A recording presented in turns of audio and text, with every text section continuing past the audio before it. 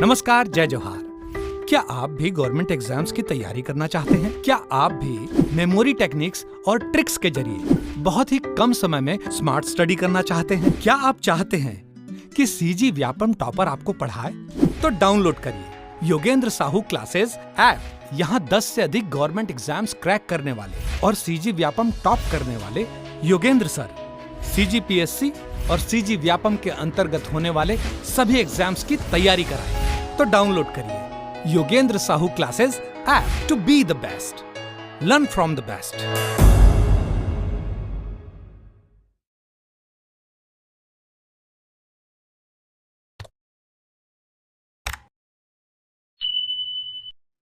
नमस्कार दोस्तों, स्वागत है आपका योगेंद्र साहू ऑनलाइन क्लासेस में। तो आज के क्लास में हम देखने वाले हैं छत्तीसगढ़ जनजातियों का पार्ट 2 एमसीक्यू।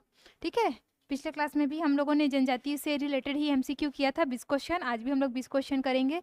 आप लोग बोलते हैं कि क्वेश्चन का लेवल थोड़ा बढ़ाइए, क्वेश्चन की संख्या थोड़ा बढ़ाइए। क्वेश्चन की संख्या तो अभी 20-20 करके ही हम लोग बहुत सारे क्वेश्चन कर सकते हैं। अगर हम लोग ज़्यादा क्वेश्चन किए तो वीडियो ज़्यादा लंबा होगा, और ज़्यादा वीडियो लंबा हो जाता है तो आप लोग ही उसे देखने से कतराते हैं। छोटा छोटा वीडियो आपका जल्दी जल्दी रिवीजन हो जाएगा इससे। ठीक है, और अगर आपको प्रयोगशाला परिचालक का कोर्स परचेस करना है तो आप Yogendra Sahu classes app download कर सकते हैं। वहाँ से आप जाके डायरेक्ट प्रयोगशाला परिचालक का कोर्स या उसकी टेस्ट सीरीज परचेस कर सकते हैं, या फिर 8770123687 इस नंबर पर कॉल करके भी आप लोग जानकारी ले सकते हैं। अब समय आ गया है टेस्ट सीरीज परचेस करने का, क्योंकि थ्योरी आप लोगों ने पढ़ लिया है बहुत सारा। अब आपको याद करना है कि आपको थ्योरी अच्छे से याद है कि नहीं। तो वो कब होगा? जब आप लोग ज़्यादा से ज़्यादा एमसीक्यू लगाएंगे। तो उसके लिए आप टेस्ट सीरीज ज्वाइन कीजिए। और टेस्ट सीरीज में क्योंकि परीक्षा के अनुसार ही उसको सेट किया जाता है, तो टाइमर लगाइए और आप लोग क्वेश्चन सॉल्व करना स्टार्ट कीजिए। देखते हैं आज का पहला प्रश्न क्या है। निम्नलिखित में से किस जनजाति की उत्पत्ति का अर्थ है वह जो हल रखता है? ऑप्शन ए क्या है? कमार, हलबा, बैगा या मुरिया। इसका आंसर आपके प्रश्न में ही छुपा हुआ है। वह जो हल रखता है, वह जो हल रखता है वो क्या है? हलबा। ठीक है, हल रखने वाला क्या? हलबा। प्रश्न में ही इसका आंसर छुपा हुआ था। ठीक है, दूसरा क्वेश्चन देखते हैं हम लोग। किस जनजाति की आजीविका पारंपरिक रूप से बांस पर आधारित है? जो उनका जीवन निर्वाह का जो माध्यम है वो बांस पर आधारित है। किस पर? बिंजवार, कंवर, कमार या फिर सौरा।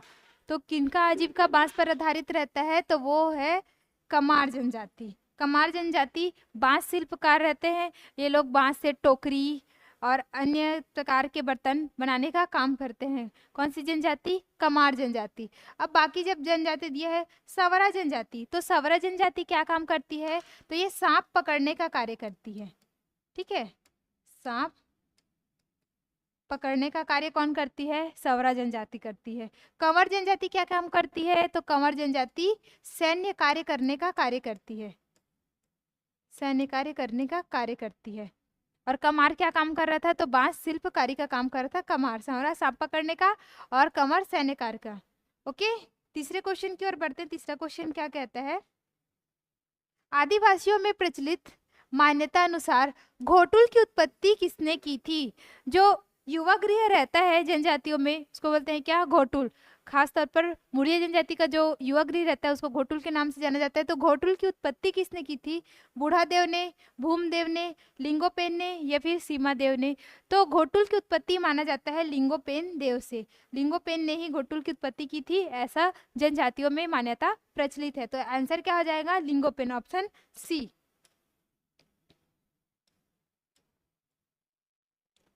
चौथा प्रश्न है, मुरिया विवाह में महला का अर्थ होता है, मतलब महला का अर्थ क्या होता है मुरिया विवाह में, ये बताना है। ऑप्शन ए है सगाई, ऑप्शन बी है तेल चढ़ाना, ऑप्शन सी है टीका लगाना, ऑप्शन डी है क्या? मुकुट बांधना। तो महला का अर्थ क्या होता है? महला का अर्थ मुरिया विवाह में होता है सगाई।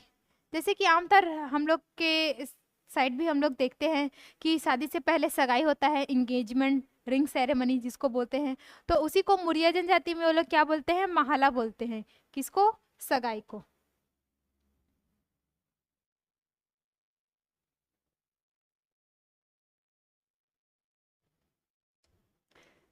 क्वेश्चन है, इस राज्य की जनजातियों में विधवा पुनर्विवाह को निम्न में से किस नाम से जाना जाता है? विधवा पुनर्विवाह को और किस नाम से जानते हैं? और उतो, पायसोतुर, पोटा विवाह, ये ब्याज दिखा गया है, क्या है? विवाह है, यह लमसेना विवाह। तो विधवा पुनर्विवाह को किस नाम से जाना जाता है? तो उसको नाम से जाना जाता है और उतो विवाह। और उतो विवाह को चूरी पहनाई या फिर हल्दी पानी विवाह के नाम से भी जाना जाता है। अगर कोई महिला है, उसका पति मर गया और उसकी फिर जब दूसरी शादी कराई जाती है तो ऐसे बोलते हैं ना, बोला चूरी पहना के लाने हैं, तो उसको चूरी पहनाई, हल्दी पानी, या फिर जनजातियों में क्या बोला जाता है? और उतो विवाह कहा जाता है। अब लमसेना विवाह क्या होता है? लमसेना विवाह, क्योंकि जनजातियों में क्या प्रचलित है? वधु मूल्य प्रचलित है। वर पक्ष को वधु पक्ष में उपहार देना पड़ता है, ठीक है। तो जब वर पक्ष ये देने में सक्षम नहीं होता तो जो वर रहता है, दुल्हा जो रहता है, उसको अपने ससुराल में जाकर कुछ सेवा देने पड़ती है। उसी को क्या बोलते हैं? लमसेना। लमसेना जाना, जैसे कि वो अपने ससुराल में सेवा देने के लिए चले जाता है तो उसको लमसेना जाना कहते हैं। पायसोत्तर विवाह, तो पायसोत्तर विवाह क्या है? ये अपहरण विवाह है। जब लड़की का अपहरण करके विवाह किया जाता है तो वो क्या कहलाता है? पायसोत्तर विवाह कहलाता है। ये गोंड जनजाति में होता है, लमसेना भी गोंड जनजाति में, और इसको अलग अलग नाम से जाना जाता है, जैसे कंवर में घरजन, बिंझवार में घरजिया, चरघिया, इस नाम से जाना जाता है। छठवां क्वेश्चन देखते हैं। छठवां क्वेश्चन क्या कहता है? जनगणना 2011 की जनसंख्या के आधार पर छत्तीसगढ़ की निम्नलिखित जनजातियों को आरोही क्रम में सजाइए। आरोही क्रम क्या होता है? बढ़ते क्रम। बढ़ते क्रम मतलब पहले छोटे वाले को, फिर उससे बड़े वाले को, फिर उससे बड़े वाले को, फिर उससे बड़े वाले को, ये क्या है? आरोही क्रम है। तो आरोही क्रम में सजाना है किसको? इनकी जनसंख्या के आधार पर। तो कौन कौन सा जनजाति दिया है? कंवर, उरांव, हलबा और भतरा। तो अब सबसे कम जिसकी जनसंख्या है वो कौन सा है? तो वो है भतरा, मतलब भतरा पहले नंबर में आएगा, ठीक है। अब भतरा के बाद, भतरा सबसे कम वाला, अब उसके बाद कौन सा? तो उसके बाद है हलबा। हलबा आएगा दूसरे नंबर में। भतरा से ज्यादा कौन है? हलबा। अब हलबा से भी ज्यादा कौन है? तो हलबा से ज्यादा है क्या? उरांव। तो उरांव तीसरे नंबर में। उसके बाद कौन आएगा? उसके बाद आएगा कंवर। कंवर कितने नंबर में आ जाएगा? चौथे नंबर। और कंवर से भी ज्यादा कौन है? तो गोंड जनजाति है। गोंड तो ऑप्शन में नहीं है, तो फिलहाल इसी से काम चलाना पड़ेगा। तो हमारा सीक्वेंस क्या आना चाहिए? 4 3 2 1।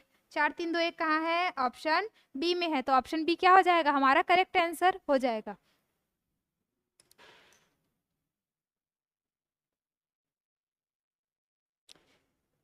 नेक्स्ट क्वेश्चन है, दोरली बोली किस जिले में बोली जाती है? कांकेर, नारायणपुर, सुकमा और कोंडागांव। तो दोरली बोली किस जनजाति के द्वारा बोली जाती है? तो दोरली बोली बोले जाता है दोरला जनजाति के द्वारा, ठीक है। इनके नाम से ही इनके भाषा का नाम है। दोरला जनजाति के द्वारा क्या बोला जाता है? दोरली बोली। अब दोरला जनजाति कहाँ पे निवास करती है? छत्तीसगढ़ का रफ मैप बना लेते हैं पहले। अब दोरला जनजाति निवास करते हैं नीचे सुकमा में। कहाँ?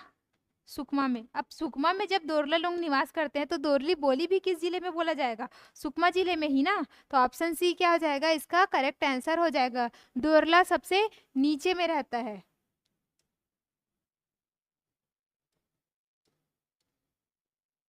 आठवां नंबर क्वेश्चन है, रायपुर संभाग की विशेष पिछड़ी जनजाति कौन है? बिंझवार, कंवर, कमार या फिर हलबा। यहाँ बात हो रही है विशेष पिछड़ी जनजाति की। तो हमारे छत्तीसगढ़ में कुल कितने विशेष पिछड़ी जनजाति है? तो केंद्र सरकार के द्वारा 5 जनजाति को विशेष पिछड़ी जनजाति घोषित किया गया है। इसके साथ ही हमारे छत्तीसगढ़ सरकार के द्वारा 2 जनजातियों को विशेष पिछड़ी जनजाति घोषित किया गया है। तो टोटल कितना हो गया? टोटल हो गया 7। 7 में भी कैसे ये बटा हुआ है? 5, जो कि कैसा है? केंद्र सरकार के द्वारा, और 2 कैसा है? राज्य सरकार के द्वारा घोषित। अब 2 कौन कौन सा है जो राज्य सरकार के द्वारा घोषित है? वो है पहला क्या? भुंजिया, और दूसरा क्या? पंडो। अब जो केंद्र सरकार के द्वारा घोषित है उसका नाम हम लोग देख लेते हैं। पहला नाम क्या है? अबुझ माड़िया। अबुझ माड़िया। दूसरा नाम बैगा। तीसरा बिरहोर, कमार, और है पहाड़ी कोरवा। इसमें याद रखना आप लोग, पहाड़ी कोरवा का नाम आता है ना कि मैदानी कोरवा, क्योंकि कोरवा का दो जाति, पहाड़ी कोरवा, तो ये जो पहाड़ी कोरवा है वही विशेष पिछड़ी जनजाति घोषित है। अब इसमें से भी रायपुर संभाग की विशेष पिछड़ी जनजाति कौन सी है? तो अबुझमाड़िया। अबुझमाड़िया का संकेंद्रण कहाँ पास है? तो नारायणपुर में है। ठीक है, शॉर्ट फॉर्म में मैं लिख रही हूँ, नारायणपुर में है। बैगा जनजाति कहाँ पे निवास करती है? तो बैगा जनजाति मैकल श्रेणी में निवास करती है। कवर्धा हो गया, मुंगेली हो गया, गौरेला पेंड्रा मरवाई हो गया, तो उस ओर में। ठीक है, मैकल। और बिरहोर, बिरहोर आपको कहाँ देखने मिलेंगे? तो बिरहोर आपको रायगढ़ की ओर देखने को मिलेंगे, रायगढ़। कमार जनजाति जो है वो रायपुर संभाग के गरियाबंद जिले में देखने को मिलती है। तो रायपुर संभाग की विशेष पिछड़ी जनजाति कौन सी होगी? कमार हो जाएगी। कमार किस ऑप्शन में है? तो कमार ऑप्शन सी में है। अब पहाड़ी कोरवा, पहाड़ी कोरवा आपको देखने मिलेगा जसपुर में। इनका संकेंद्रण कहाँ है? तो जसपुर में। वही राज्य सरकार द्वारा घोषित देख लेते हैं हम लोग, जो भुंजिया जनजाति है, भुंजिया भी कहाँ निवास करती है? अधिकतर गरियाबंद जिले की साइड ही निवास करती है। मतलब ये क्या रायपुर संभाग की भी विशेष पिछड़ी जनजाति है? ऑप्शन में भुंजिया नहीं था, नहीं तो ये थोड़ा कंफ्यूजिंग वाला हो जाता। ठीक है, अब पंडो कहाँ निवास करती है? तो पंडो सरगुजा जिले, मतलब सूरजपुर जिले के आसपास निवास करती है। सूरजपुर जिले में इनका मुख्य संकेंद्रण है। मतलब ये किस में आएगा? ये सरगुजा संभाग में आएगा। तो ये रहा क्या? विशेष पिछड़ी जनजाति। कौन सा विशेष पिछड़ी जनजाति किस संभाग के अंतर्गत आता है, ये आप लोग ध्यान रखिएगा। जैसे अबुझमाड़िया, ये बस्तर संभाग में आएगा। बैगा किस में आएगा? तो ये बिलासपुर संभाग में आता है, बिलासपुर और दुर्ग संभाग में। बिरहोर, तो ये सरगुजा संभाग में, क्योंकि रायगढ़ जिले में इसका संकेंद्रण है। पहाड़ी कोरवा भी सरगुजा संभाग में आएगा, क्योंकि जसपुर में इसका संकेंद्रण है। कमार किस में आएगा? रायपुर संभाग में। भुंजिया भी किस में आएगा? रायपुर संभाग में। और पंडो सरगुजा संभाग में आएगा। नौवां क्वेश्चन देखते हैं। नौवां क्वेश्चन क्या कहता है? इनमें से किस जनजाति का पारंपरिक कार्य भूमि खोदना है? बैगा, पारधी, कोरकू या फिर कमार? तो भूमि खोदना ये किसका कार्य है? तो कोरकू का कार्य है। मुझे ये ऐसा याद हुआ था, ये कोरकू मैं जब भी पढ़ती हूँ तो मेरे को कुकरी कुकरी याद आता है। और कुकरी लोग हमेशा ऐसा कोड़ते रहते हैं ना अपना कुछ भी कीड़ा मकोड़ा खोजने के लिए। तो भूमि खोदना किसका काम? कोरकू का काम। बैगा का क्या काम? तो ये मेडिसिन मैन कहलाते हैं। ठीक है, जड़ी बूटी ये सब का काम कौन करता है? बैगा जनजाति। पारधी जनजाति क्या करती है? तो पारधी जनजाति काले पक्षियों का शिकार करती है। ठीक है, पक्षियों का शिकार कौन? पारधी जनजाति। कमार, तो कमार क्या काम कर रही थी? बांस शिल्प कला का कार्य कर रही थी। 10वां क्वेश्चन है, निम्नलिखित में से किस नाम से इस राज्य की जनजातियों में अपहरण विवाह को पुकारा जाता है? तो अपहरण विवाह मैंने अभी बताया था, जिसमें लड़की को किडनैप करके उससे शादी कर लिया जाता है, उसको किस नाम से जाना जाता है? उसको पाय सोतुर विवाह से विवाह के नाम से जाना जाता है। इसमें ऐसा रहता है पाय सोतुर मतलब उसको पा लिया हूँ, पाए मतलब कहीं पास पैसा गिरे है उसको पाना, एला पैसा पाए हो ऐसा बोलते हैं ना। इसमें जबकि पाए नहीं रहते, कहीं से उठाए रहते हैं। ठीक है, तो वो क्या है? पाए सोतुर अपहरण विवाह। लमसेना जाना तो मैंने बता दिया, जब वो वधु मूल्य नहीं चुका पाते तो अपने ससुराल में जाके सेवा देते हैं, वो क्या है? लमसेना विवाह। ढुकू विवाह मैंने पिछले क्लास में बताया था कि ये हट विवाह होता है। महिला जबरदस्ती पुरुष के घर में जाकर बैठ जाती है शादी करने के लिए। गुरावट विवाह, गुरावट विवाह मतलब जिसके घर से बेटी आई है वहां उसके घर की बेटी जाएगी, मतलब बेटी लोगों का एक्सचेंज।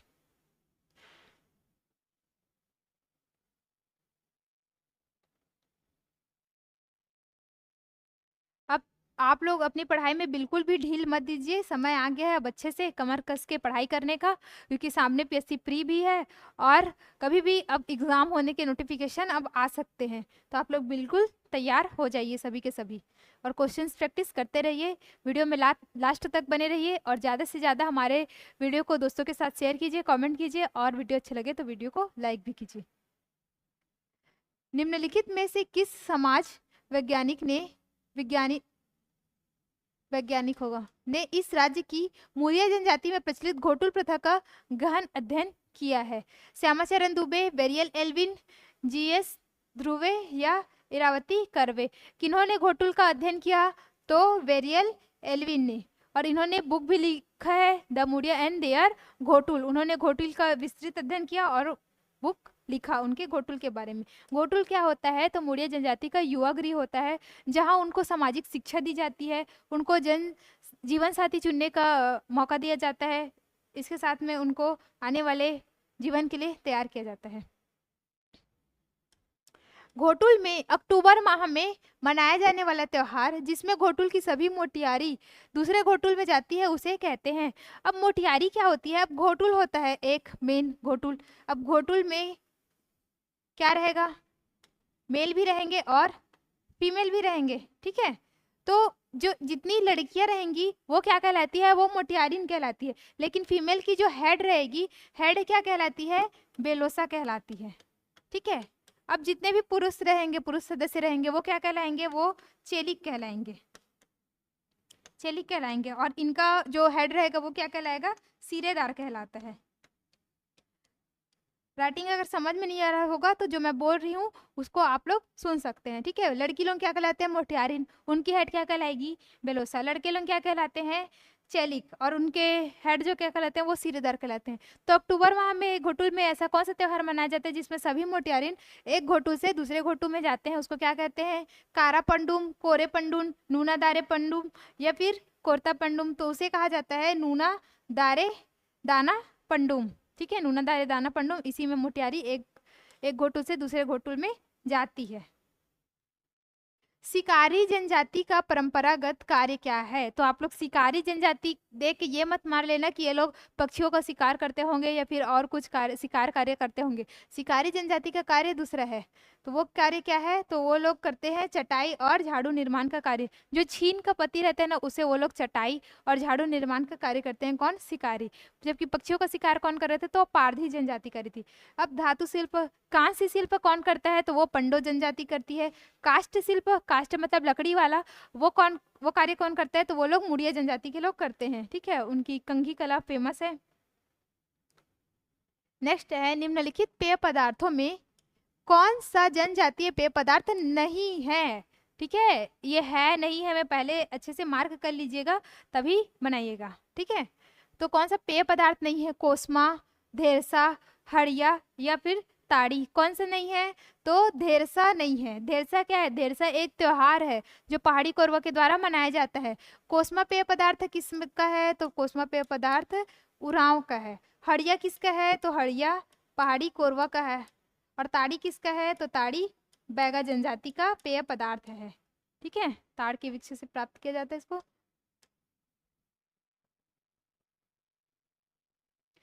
बस्तर का डंडारी नृत्य किस अवसर पर किया जाता है? डंडारी नृत्य किस अवसर पर किया जाता है? होली, दिवाली, दशहरा या फिर रामनवमी।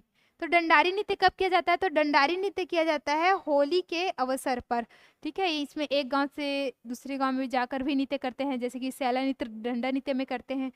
ये डंडारी नृत्य होली में, जबकि डंडा नृत्य की बात आए तो डंडा नृत्य किया जाता है कब? दिवाली में या फिर विजयदशमी के पर्व पर। नेक्स्ट है, कथन एक दिया है, अबुझ माड़िया का कक्साड़ देवी देवताओं का नृत्य है, ठीक है। अबुझ माड़ियों का जो नृत्य है कक्साड़, वो क्या है? देवी देवताओं का नृत्य है। दूसरा कथन क्या दिया है? मुड़िया जनजाति के प्रमुख नृत्य यात्रा परक होते हैं। यात्रा मतलब जो धार्मिक कार्य वाले, ऐसे टाइप के। तो क्या ये दोनों कथन सही है? दोनों विकल्प में से सही चुनना है। तो कक्साड़ वाला बिल्कुल सही है, ये कक्साड़ देव के लिए ही नृत्य किया जाता है, कक्साड़ नृत्य अबुझ माड़ियों के द्वारा। और इनके जितने भी नृत्य रहते हैं मुड़िया जनजाति के, वो यात्रा परक ही होते हैं। तो क्या हो जाएगा? कथन 1 और कथन 2 दोनों सही हो जाएगा। नेक्स्ट है, मुड़िया जनजाति में पुष कोलांग नृत्य कौन करते हैं? पुष कोलांग नृत्य किसके द्वारा किया जाता है? अगर ऐसा क्वेश्चन आया तो मुड़िया जनजाति के द्वारा। किसके द्वारा किया जाता है? पुरुष, स्त्रियां, पुरुष एवं स्त्रियां या बच्चे। तो पुष कोलांग नृत्य में केवल और केवल पुरुष लोग ही भाग लेते हैं, ठीक है। मुड़िया जनजाति के जो पुरुष वर्ग है वो ही पुष कोलांग में भाग लेंगे। पुष कोलांग का पुरु और पुरुष का भी पु दोनों करके आप लोग याद कर लेना।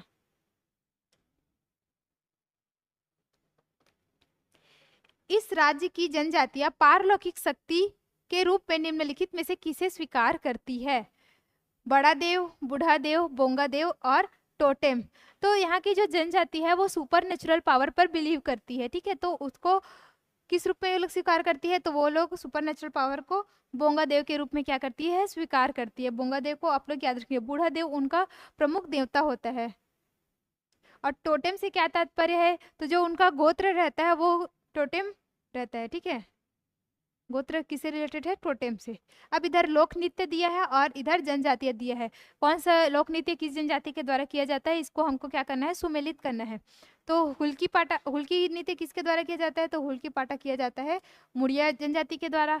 कक्सार नृत्य, तो कक्सार नृत्य अभी हम लोग पढ़े थे, अबुझ माड़िया, कक्सार अबुझ माड़िया। सरहुल नृत्य, ये सभी को याद होगा, चैत्र माह में उरांव के द्वारा किया जाता है, जब साल के वृक्ष में फूल आ जाते हैं तब। और गौर नृत्य, जो बाइसन हॉर्न है, ये गौर नृत्य है, वो किसके द्वारा किया जाता है? तो माड़िया के द्वारा। माड़िया में भी कौन सा? तो दंडामी माड़िया। तो इस प्रकार से आप लोग जोड़ी मिलान कर सकते हैं। और आज का अंतिम प्रश्न देखते हैं। बस्तर अंचल में धनकुल जागर के आयोजन में गायन की भाषा क्या है? बस्तर अंचल में धनकुल गायन आयोजित किया जाता है। धनकुल एक वाद्य यंत्र है जो धाय माँ के द्वारा क्या किया जाता है? गुरु माई के द्वारा गाया जाता है गीत और वाद्य यंत्र बजाया जाता है। तो धनकुल जो वाद्य यंत्र रहता है वो सूपा, घड़ा और धनुष और बांस, इन सबसे मिलकर बनाया जाता है। ठीक है। अब जो गाती है गाना वो क्या कहलाती है? वो गुरु माई कहलाती है। लेकिन जो गाती है गाना उसका भाषा क्या रहता है? लरिया, हिंदी, हल्बी या फिर सरगुजिया। तो बस्तर अंचल में चल रहा है तो क्या चलेगा? हल्बी। तो उसका भाषा क्या रहता है? हल्बी। ठीक है। तो आज के लिए 20 क्वेश्चन इतना ही। मिलते हैं नेक्स्ट वीडियो में। और वीडियो अच्छा लगे तो वीडियो को लाइक कीजिए, कमेंट कीजिए, ज़्यादा से ज़्यादा अपने दोस्तों के साथ शेयर कीजिए और बने रहिए योगेंद्र साहू क्लासेस के साथ। धन्यवाद।